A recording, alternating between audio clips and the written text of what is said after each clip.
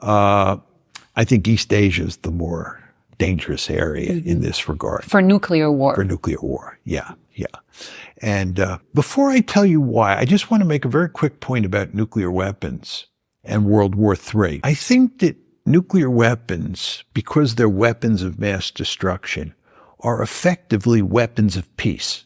The mere presence of nuclear weapons makes everybody incredibly reluctant to go to war if both sides have nuclear weapons.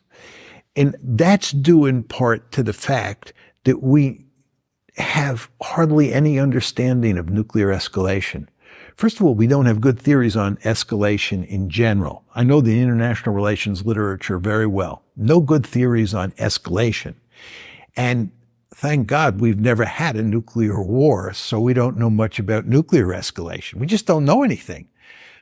Given the consequences of nuclear escalation, given the consequences of nuclear use, much less nuclear escalation, right, the last thing you want to do is have a nuclear war, right? A war between two nuclear-armed countries.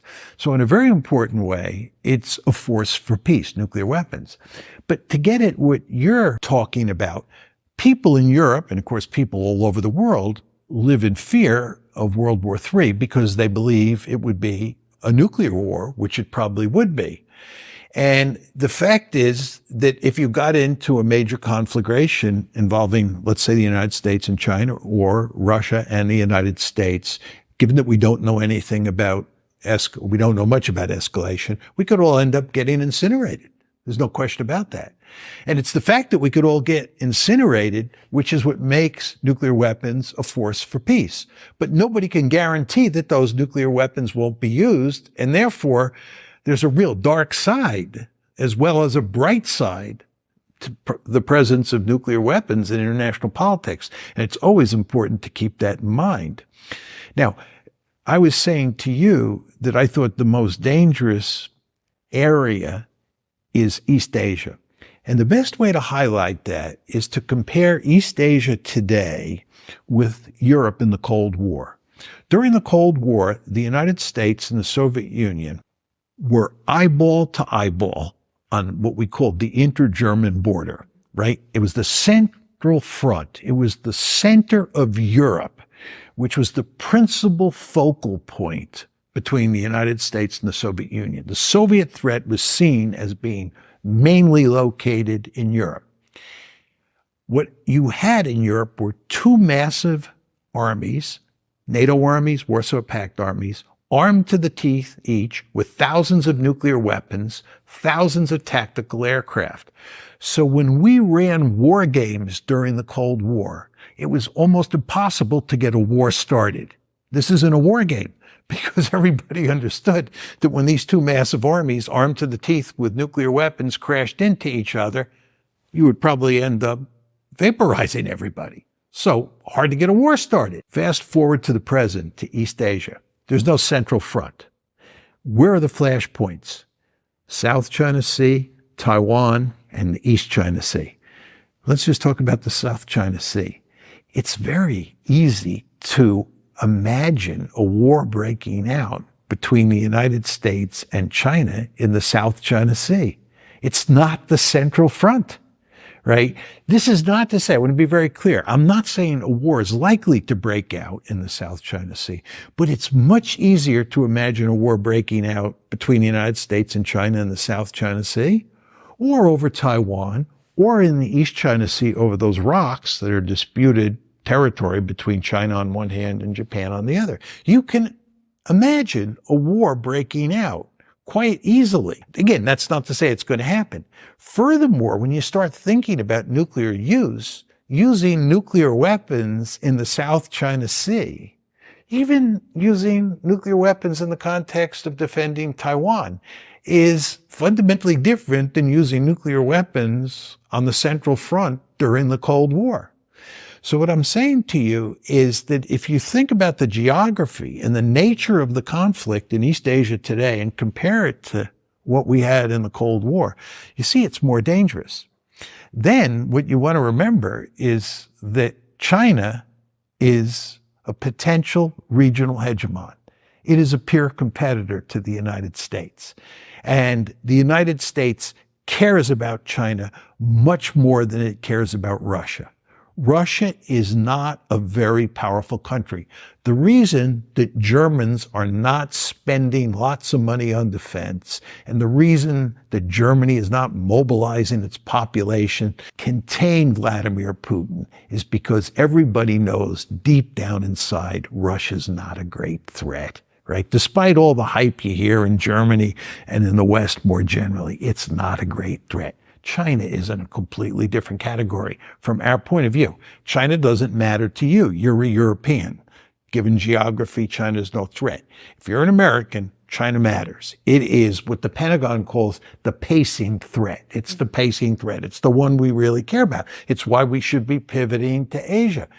All of this is to say the potential for an intense security competition between the United States and China is not to be underestimated. And when you marry that to the fact that Taiwan is probably the central point of contention between the United States and China, and the Chinese to a person consider Taiwan sacred territory that we're keeping out of their hands, the potential for trouble is really great. And then marry that argument with what I said about using nuclear weapons or fighting wars out in the middle of the ocean versus fighting wars on the Central Front. So all of this is to say, if there is a place where there is potential for World War III with nuclear weapons, it's in East Asia. It's not in Europe. So in the beginning of the year, you said that it's a quote, there's a non-trivial chance that the U.S. will fight China in the years ahead. So this is what you've just laid out to us. The Chinese, you often get invited to China. You were just in Beijing a couple of weeks ago, debating, I forget his name, but you've debated him in the past. Shui Tengyan. And you say that the Chinese are your people, right? They're realists at heart, and they debate you firmly, because they don't believe that China is a real threat. They don't want to see China as a peer competitor or threat, or no, more so a threat to the United States, right? They say we can rise peacefully. You are complete disagreement to this argument, obviously. You say that China needs to be contained, and it cannot rise peacefully, right? I'm just summarizing. However, there's this whole other area that we haven't even discussed yet, with China probably becoming a regional hegemon, and the not if we can help it. Exactly. The United States obviously doesn't want that. But, we have this whole, this whole group called the BRICS Plus, right, states. There was just a summit in Kazan in Russia. China obviously is the most economically powerful state in that group. And there was a big stir in Germany, I would say. There's a lot of media reports about it, a lot more than there used to be. And the UN General Secretary Guterres was also there, which kind of gives you a feel that you can't really ignore this group anymore, right?